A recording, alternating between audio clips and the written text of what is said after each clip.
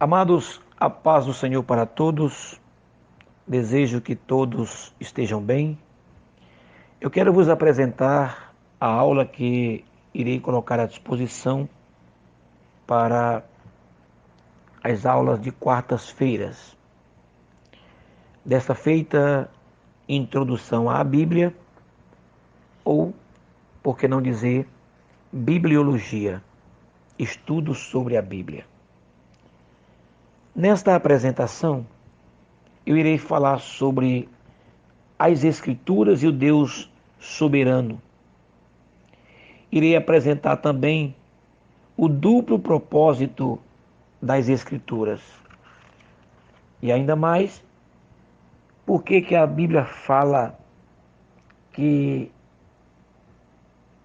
ela foi escrita para nos oferecer um relato de 5 aspectos sobre o Cordeiro de Deus. Aí vou incluir as Escrituras e os santos de Deus, quais são alguns dos nomes-chave e títulos para a Bíblia e porções da Bíblia. Também vou falar quais são alguns dos símbolos para a Bíblia, quais são as 3 descrições talvez mais pictóricas e gloriosas da Bíblia já escritas e em que língua a Bíblia foi escrita. São assuntos importantíssimos dentro deste tópico que eu irei deixar à disposição para os senhores, para todos nós, para que possamos aprender acerca da palavra de Deus. Como disse o apóstolo Pedro na sua segunda epístola, no capítulo 3, versículo 18. Devemos crescer no conhecimento, na graça e no conhecimento do Senhor e Salvador Jesus Cristo. Uma boa aula para todos. Neste primeiro tópico, eu vou falar qual o duplo propósito das Escrituras e também as Escrituras e o Deus soberano. Qual é o propósito duplo das Escrituras?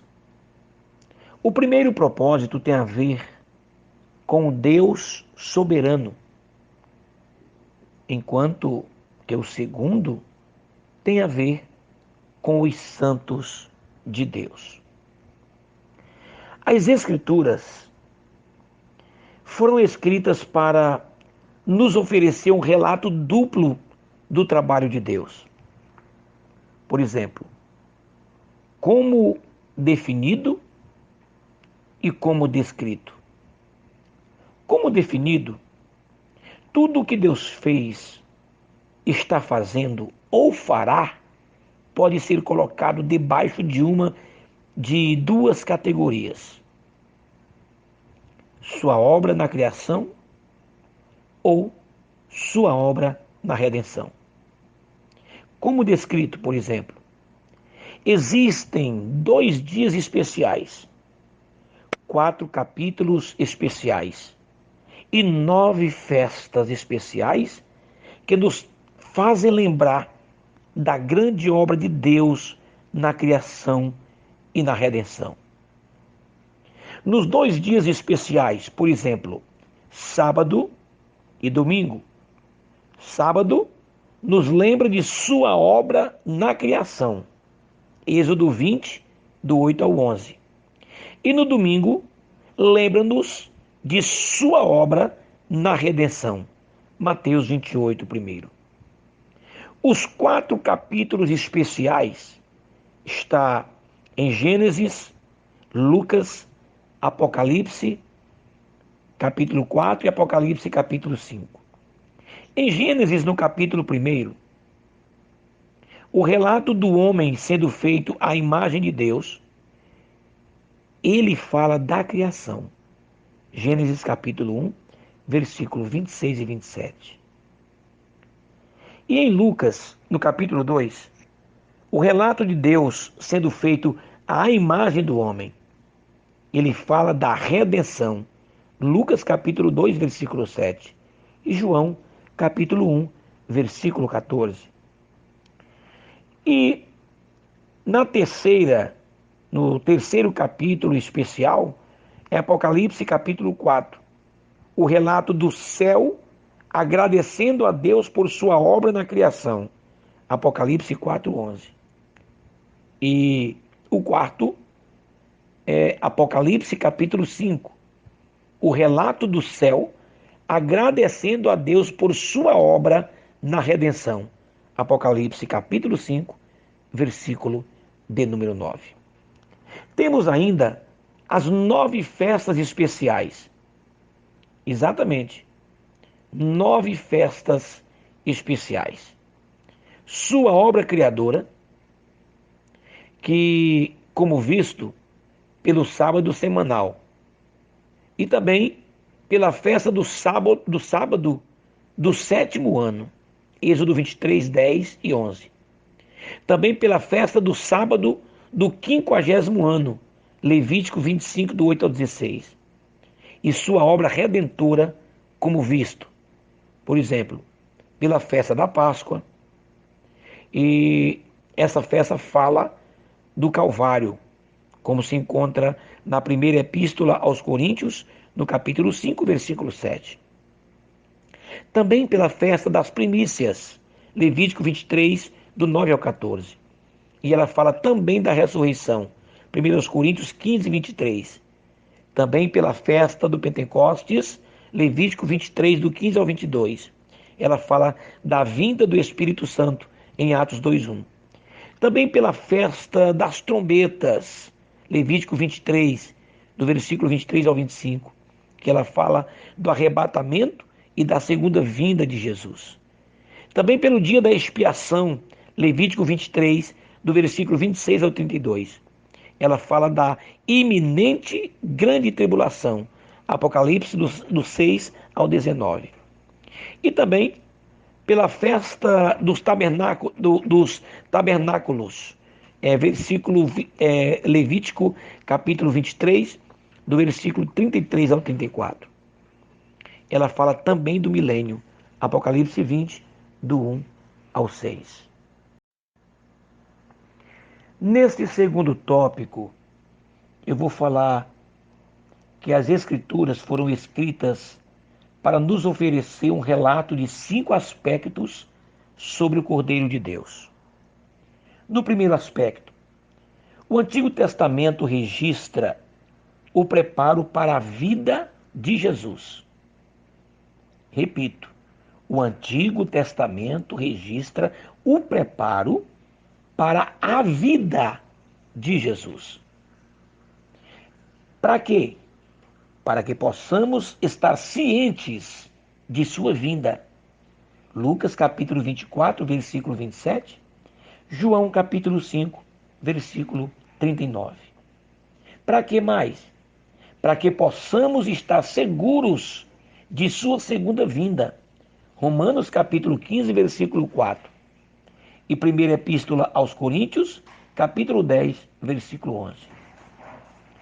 Agora, o segundo aspecto é os evangelhos que registram a manifestação da vinda de Cristo. Vou mostrar em 4 pontos. O fato de seu nascimento, Lucas 2, do 1 ao 20. O fato de sua morte, Mateus 27. E Marcos capítulo 15. E Lucas capítulo 23 e João capítulo 19. 3. O fato de sua ressurreição, Mateus 28, Marcos 16, Lucas 24 e João 20. E 4. O fato de sua ascensão, Marcos 16, 19, Lucas 24, 51. Outro ponto crucial e muito importante.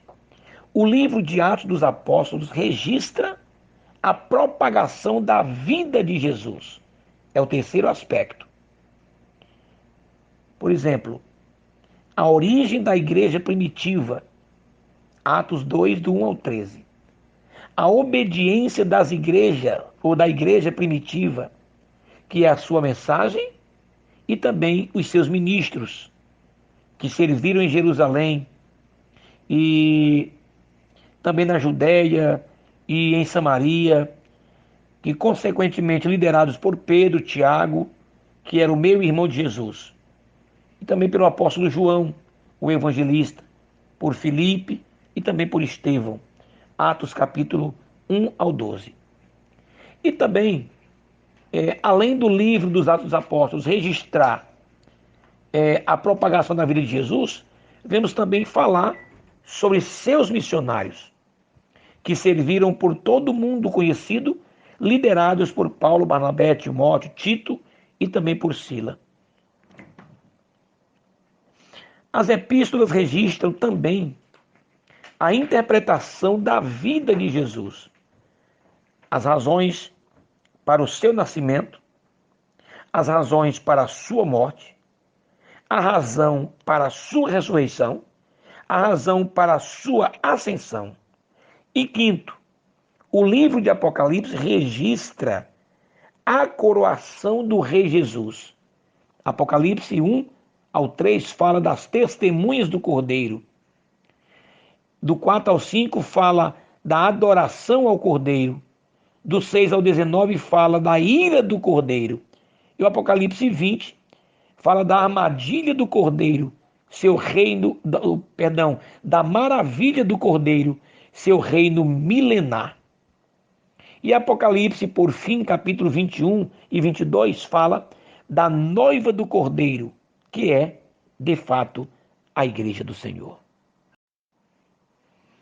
Nesse terceiro tópico, eu vou falar sobre as Escrituras e os santos de Deus. E dentro desse tópico, eu quero explicar sobre o que a Bíblia faz pelo cristão e o que a Bíblia exige do cristão. Primeiro, o que a Bíblia faz pelo cristão?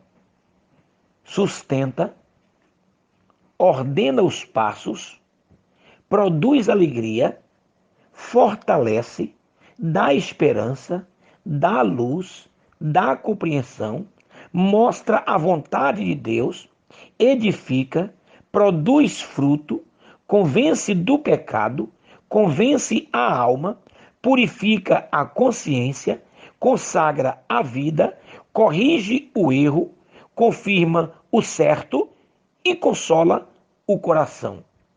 São esses pontos importantes que a Bíblia faz pelo cristão. E agora eu vou mostrar o que a Bíblia exige do cristão. Diante dos benefícios apontados, o cristão é exortado pela própria Bíblia, pelas Escrituras, a ler a palavra de Deus. Ele também é exortado, ele é exigido pela Bíblia, pelas Escrituras, a observá-la, a semeá-la, a desejá-la, a pregá-la, a manejá-la bem, a viver de acordo com ela, a usá-la e até mesmo sofrer por ela e, se necessário, morrer pela própria palavra de Deus. As Escrituras e os santos de Deus, no que tange ao fato de o que a Bíblia faz pelo cristão e o que a Bíblia exige do cristão. Quarto ponto. Quais são alguns dos nomes-chave e títulos para a Bíblia e porções da Bíblia? Vou citar alguns nomes conhecidos e talvez para algumas pessoas esses nomes sejam novidade. Por exemplo, quais são alguns dos nomes-chave e títulos para a Bíblia e porções da Bíblia? O livro de Moisés, o livro da profecia, o livro do concerto, o livro da lei, o livro dos profetas, o livro da verdade, os mandamentos, os concertos, o evangelho de Cristo, o evangelho de Deus, o evangelho da graça, decretos e estatutos, santas escrituras, lei perfeita, a lei e os profetas, palavras vivas, oráculos vivos, pergaminhos, preceitos e escrituras. São alguns nomes que são conhecidos como nomes-chave e títulos para a Bíblia Sagrada. Também usado para descrever o Antigo Testamento, também usado para descrever o Novo Testamento e usado para descrever a Bíblia toda. Por exemplo, rolo ou volume, espada do Espírito, palavra, palavra de Cristo, palavra de fé, palavra de Deus, a palavra de sua graça, palavra de vida eterna, palavra do Senhor e a palavra da verdade. Neste quinto tópico, eu vou explicar sobre quais são alguns dos símbolos para a Bíblia. Explicarei detalhadamente. Vamos citar o primeiro símbolo para a Bíblia. Espelho, Tiago capítulo 1, do versículo 23 ao 25. É chamado de espelho porque reflete a mente de Deus e a verdadeira condição do homem. O outro símbolo é semente, Mateus capítulo 13, versículo 23, Tiago 1, 18 e 1 de Pedro 1, 23. Ela é chamada de semente porque, uma vez devidamente plantada, promove a vida, crescimento e fruto. O outro símbolo também para a Bíblia é a água. Salmo 65, 10, Efésios capítulo 5, do versículo 25 ao 27, e Apocalipse capítulo 22, versículo 17. Ela é chamada de água por causa de suas qualidades purificadora, saciadora e refrescante. O outro símbolo também é lâmpada. Salmo 119, versículo 5, Provérbios 6, 23 e 2 de Pedro, capítulo 1, versículo 19. É chamada de lâmpada porque nos mostra onde estamos agora, guia-nos no próximo passo e impede-nos de cair. Outro símbolo ainda é espada. Efésios capítulo 6, versículo 17. E Hebreus capítulo 4, versículo 12. É chamada de espada devido à sua passividade penetrante, operando com a mesma eficácia sobre pecadores, santos e até sobre Satanás. Das várias partes da armadura mencionadas em Efésios capítulo 6, do 11 ao 17, todas para serem vestidas pelo cristão, a única usada para o ataque é a espada do Espírito, que é a palavra de Deus. O outro símbolo, metal precioso, é referida como um metal precioso devido à sua desejabilidade, preciosidade, beleza e valor. Ouro e prata. Ouro, Salmo 19, 10 e Salmo 119, versículo 127. Prata, Salmos 12, versículo 6. O outro símbolo é alimento nutritivo. É referida como um alimento nutritivo por causa da força que transmite. Meus amados, a Bíblia é o alimento da alma original. Por exemplo, ela também é conhecida como leite, primeira epístola de Pedro 2:2. Alimento sólido, Hebreus 5, do 12 ao 14. Pão, João 6,51. Mel, Salmos 19, versículo 10. Também os dois últimos símbolos que eu quero mostrar. Martelo, Jeremias 23, 29. É referida como um martelo devido à sua capacidade de derrubar e de destruir. Veja, em Atos dos Apóstolos, capítulo 9, versículo 4, e em Judas, capítulo 1, versículo 20. E por fim, o último símbolo, fogo, Jeremias 20, versículo 9, e Lucas, capítulo 24, versículo 32. É chamada de fogo por causa de suas habilidades para julgar, purificar e consumir. Sexto tópico, eu quero falar sobre em que língua a Bíblia foi escrita. O Antigo Testamento foi escrito em hebraico. Isso é conhecido por todos os teólogos.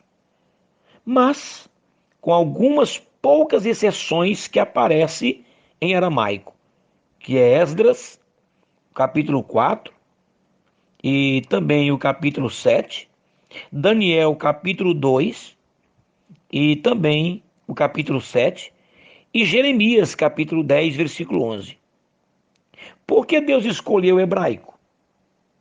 De acordo com Geisler e Nix, o hebraico é uma língua tanto visual como pessoal. É uma linguagem pictórica, falando com metáforas vívidas e ousadas que desafiam e dramatizam a história. A língua hebraica possui uma facilidade para apresentar imagens dos acontecimentos narrados. O pensamento hebraico acontece por imagens e, consequentemente, seus substantivos são concretos e vívidos. Não existe nada parecido com o gênero neutro, pois, para o semita, tudo está vivo. Faltam palavras compostas. Não existe riqueza de adjetivos. A língua apresenta vastos poderes de associação e, portanto, de imaginação. Algumas dessas características perderam-se na tradução para o português, infelizmente. Mas, mesmo assim, muito do caráter vívido, concreto e direto de nosso Antigo Testamento, até mesmo em português, é, na verdade, o transporte para a nossa língua de algo da genialidade da língua hebraica.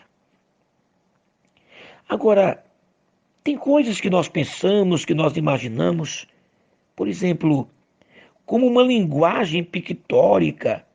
O hebraico apresenta uma figura vívida dos atos de Deus entre um povo que se tornou exemplo ou ilustração para as gerações futuras.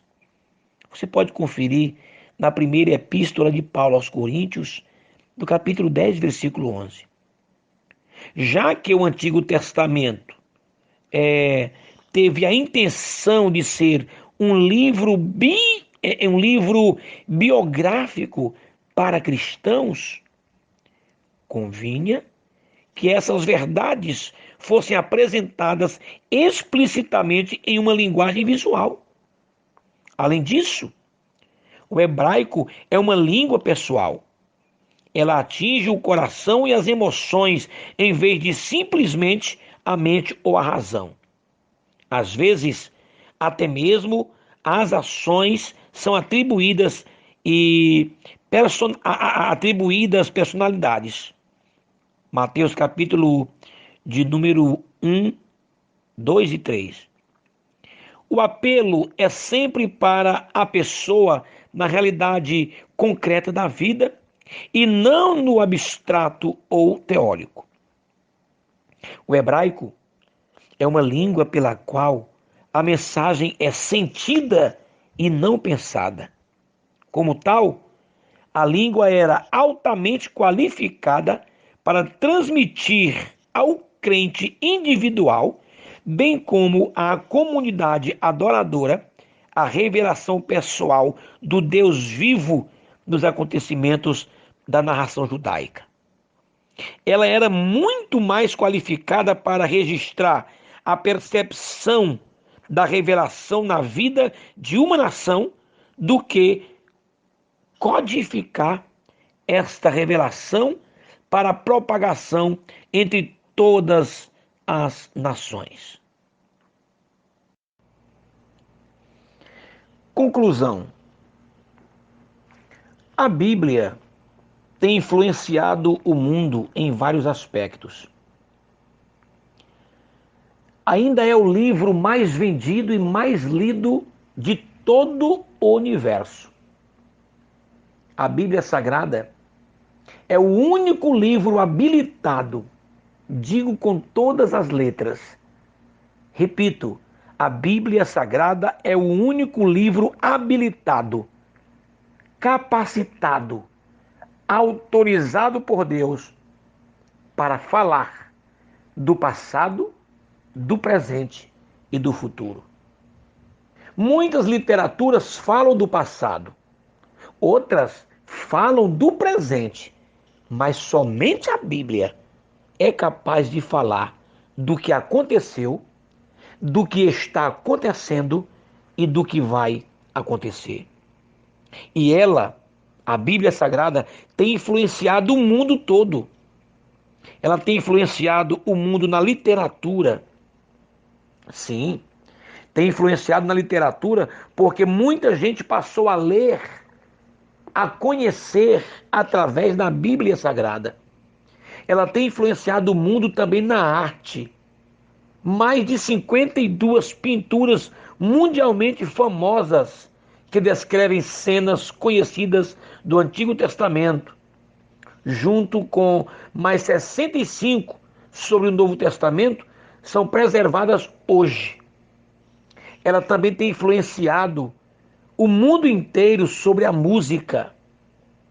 Ela tem influenciado o mundo também sobre os valores de vida.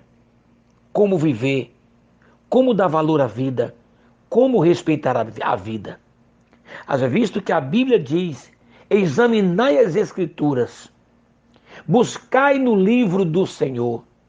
Bem-aventurado é aquele que ouve, aquele que lê, aquele que guarda as palavras escritas nesta profecia.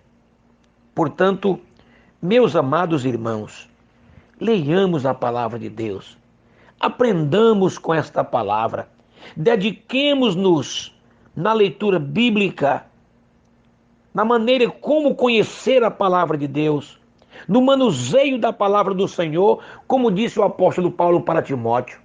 Procura apresentar-te a Deus aprovado, como obreiro que não tem medo, não tem vergonha, não se envergonha nem mesmo da palavra de Deus, mas que maneja bem esta palavra. Que Deus nos ajude, que Deus nos abençoe, que possamos ser verdadeiramente amantes das Sagradas Escrituras. A paz do Senhor.